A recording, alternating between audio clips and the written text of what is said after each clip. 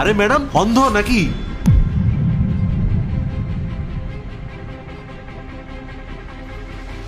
চোখে কি দেখতে পান না রাস্তার মাঝখানে কেউ এভাবে এসে দাঁড়ায়? কি ব্যাপার, কানে কি কম শোনেন নাকি? নাকি ইচ্ছাকৃতভাবে এইসব নাটক করছেন? সরি। আজকাল রাস্তায় সব অন্ধের মতো চলাফেরা করে।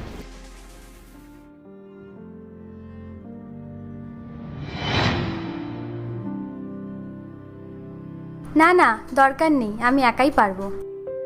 আপনি কিভাবে বুঝলেন যে এখনো আমি এখানে দাঁড়িয়ে আছি? আপনার গাড়ির ইঞ্জিনের শব্দ বন্ধ হয়নি। আমি চোখে দেখি না ঠিকই, কিন্তু কানটা আমার বেশ সজাগ। সরি, আমি সত্যি জানতাম না আপনি। ইটস ওকে, আসলে না দেখাই ভালো। কারণ এই পৃথিবীতে দেখার মতো আসলে কি আছে বলুন তো? মিথ্যা, হিংসা আর প্রতারণা ছাড়া। আর তার ওপর আপনার মতো মানুষরা কিছু না জেনেই কাউকে দোষারোপ করে। আমি তো বললাম আপনাকে সরি, এবার আমাকে ক্ষমা করে দিন। কোনো ব্যাপার না। আচ্ছা, আপনি কোথায় যাবেন বলুন, আমি আপনাকে পৌঁছে দিচ্ছি। এই যে, তোমায় কতক্ষণ ধরে খুঁজছি, বললাম না ওখানে দাঁড়াতে? আমি ভেবেছিলাম তুমি আস্তে আস্তে আমি গাড়ির কাছে পৌঁছে যাব। যদি কিছু হয়ে যেত তখন? তুমি চিন্তা করো না, কিছুই হতো না। ও ঠিকই বলেছে, ওর পাশে হয়তো ঈশ্বর আছে, তাই সব কিছু ঠিক আছে। আপনি কে? আপনাকে তো ঠিক চিনলাম না। আমি একজন পথচারী, আপনারা যেতে পারেন। চলো, তোমাকে কতবার বলেছি না আমার কথা শুনতে? চলো।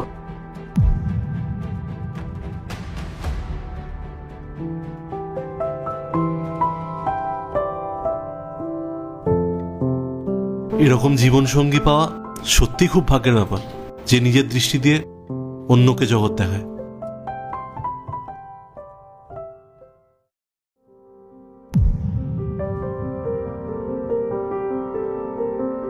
আরে ওই মেয়েটাই না যার সাথে ওই দিন দেখা হয়েছিল?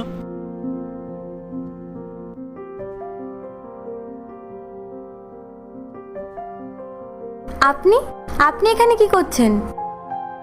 আপনি কিভাবে বুঝলেন যে আমি এখানে দাঁড়িয়ে আছি? আপনার পারফিউমের স্মেলে। সেদিনও আপনি এটাই ইউজ করেছিলেন। বাহ, খুব ভালো ঘ্রাণ শক্তি তো আপনার। আচ্ছা, আমি কি আপনার পাশে বসতে পারি?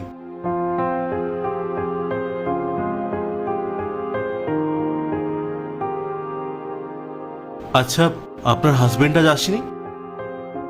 হাজবেন্ড মানে? ওই তো সেদিন যিনি আপনাকে নিতে এসেছিল, উনি আপনার হাজবেন্ড না?